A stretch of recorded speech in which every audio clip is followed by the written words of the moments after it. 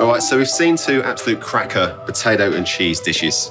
The stud siblings and Alana Sapwell with their blue cheese little number, bringing vibrancy and saltiness to the dish. I thought I'd try one of my favourites, Kipfler potatoes, Parmigiano Reggiano, malt vinegar, and Massel chicken stock. So first up, we've got some Kipfler potatoes here. Beautiful baby potatoes. We're gonna pop them in a pan, drizzle a touch of olive oil, nice and hot, a decent knob of butter, then we're gonna pop our potatoes straight in. So the most important thing for me is that your pan is wide enough to fit in all those potatoes so they become golden and crispy. So we're gonna flavour these spuds with a couple of key ingredients. First of all, some garlic. So we've got 3 cloves here. We'll smash them up, back of the knife. I'm gonna grab a pinch of salt, wind it on the garlic, then take the side of the knife and just grind it down. Crushing the garlic is just breaking down the cells and just intensifying the flavour and the aroma. We'll set that aside. Next, some hard herbs. We're just going to use some thyme, but obviously sage, bay or rosemary would be fantastic. I'm just going to slice these up.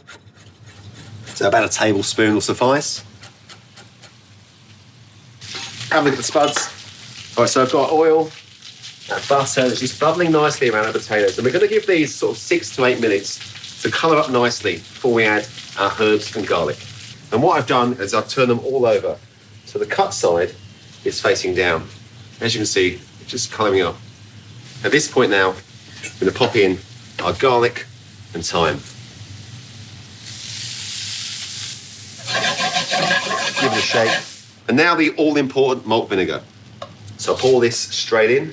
And it may look like a lot, but it's going to cook down and the potatoes are going to absorb all that beautiful acidic flavour. So we'll hear that sizzle away. So just give that about a minute's cooking.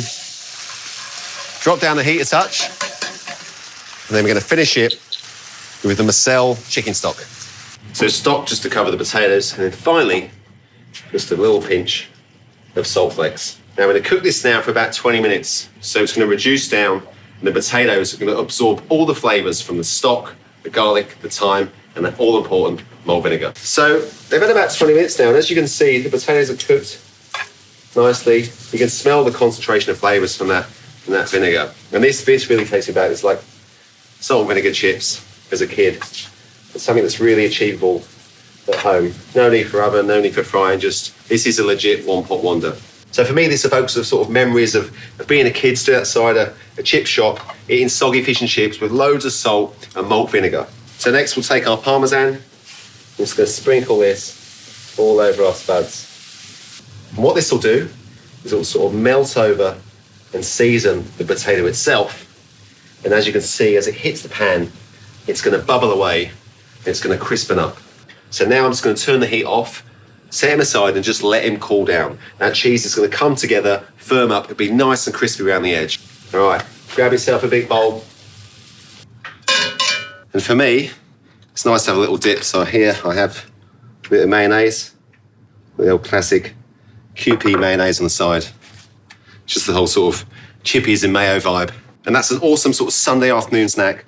Sat around with the family, just dipping our salt and vinegar chippies into the mayonnaise. There's no denying that is one flavoursome snack. Potatoes, salt and vinegar, all together by that Parmigiano Reggiano and the depth of flavour from the Massel chicken stock. Now, if you don't mind,